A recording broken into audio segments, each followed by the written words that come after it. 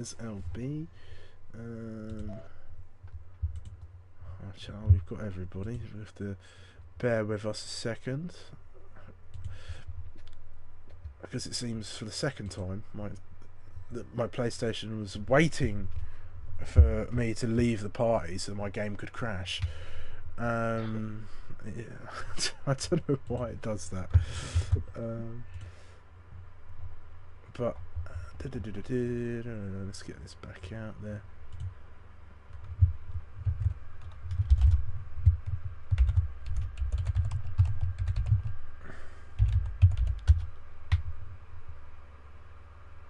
There we go.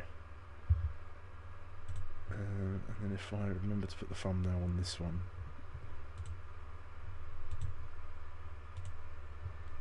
There we go. And I'll just put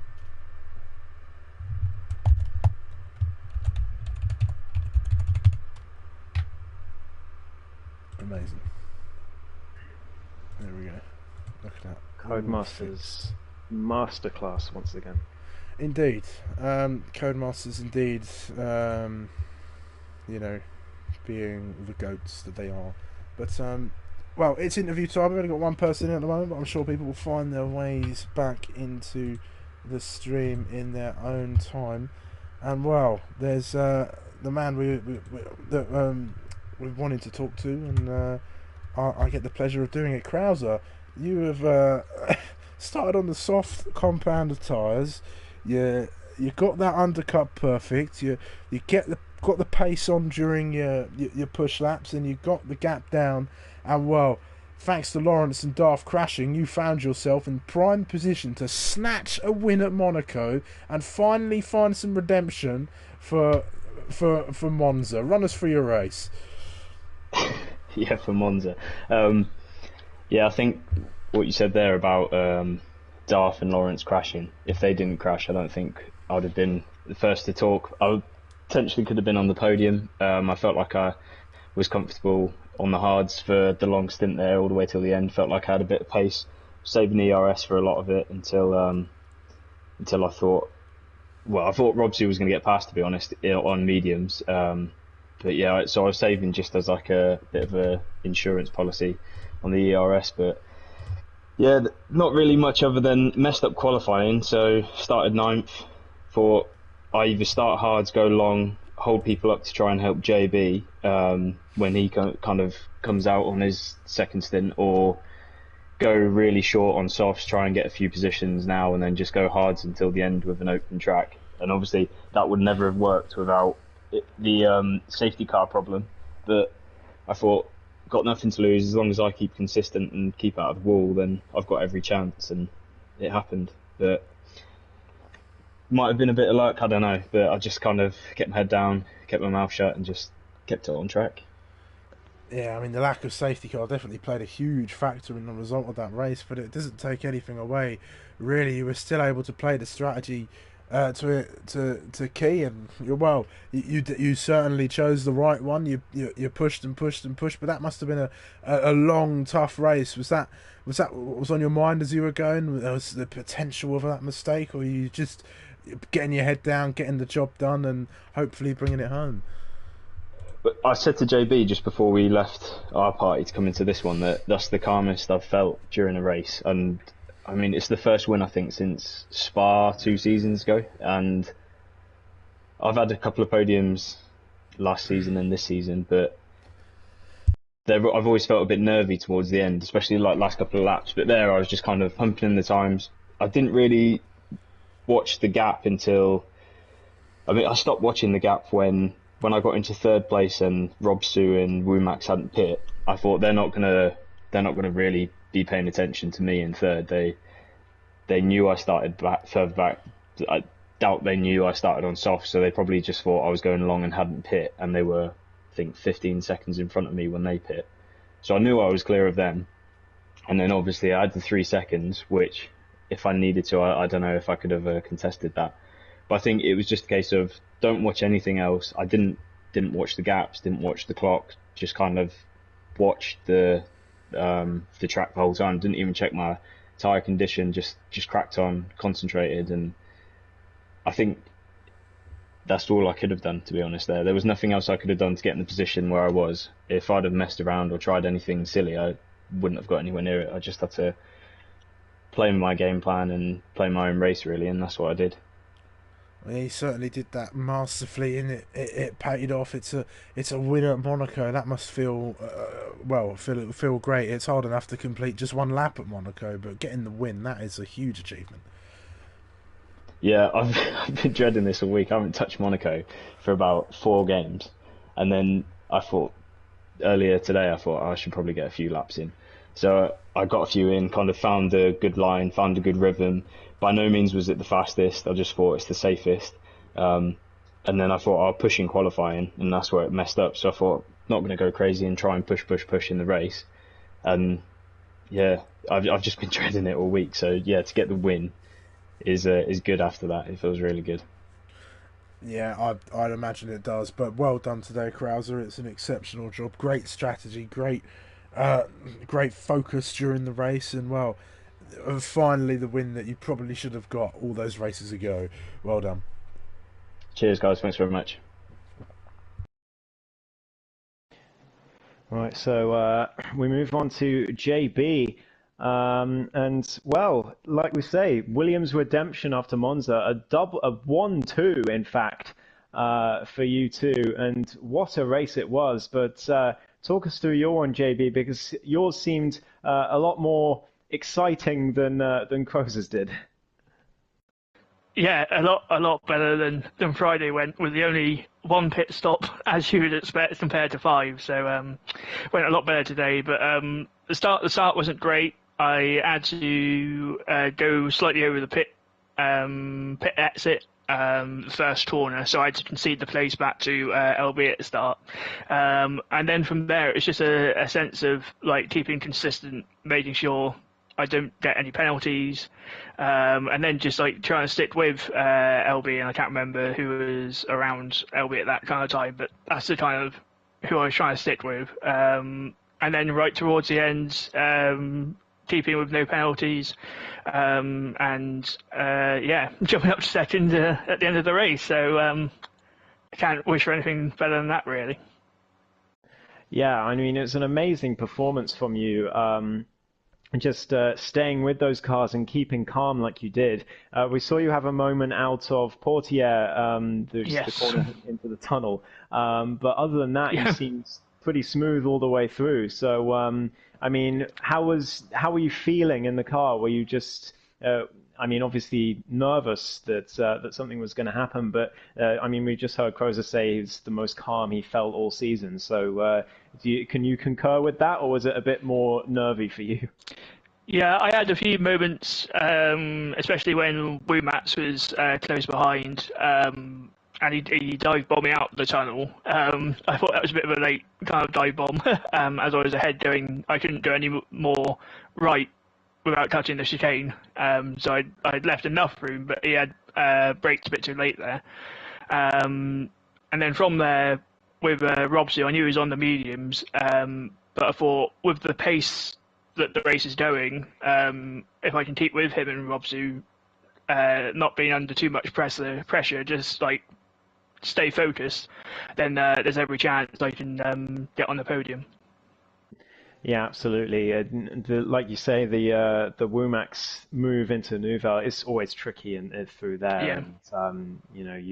And, like you say, you were enough to the right. I think the right outcome was was gotten with Womack's getting damaged and you carrying on. So yeah, no harm done in the end. Yeah. But it's always tough around here. So. I just wanted to ask one more thing with the move that Robsu made around your outside after Saint-Travot heading up the hill. I mean, I saw you left him plenty of room. It was just about not crashing in your mind, was it? Yeah. I had a bit of a moment out of Saint-Travot, and Robsu was carrying so much more speed. So I thought the best thing was to try and hold it there for a bit, but then if he's ahead, then just stick with him in that sense, rather than lose more time probably making contact or something like that. So, yeah. Yeah, absolutely. Well, it worked out perfectly for you in the end. So, Congratulations, JB, on another podium this season and a 1-2 for your team, which I think you thoroughly deserve. And on a track as prestigious as Monaco, that's no mean feat at all. So well done. Thanks very much. I'll hand over to Sumo for LB.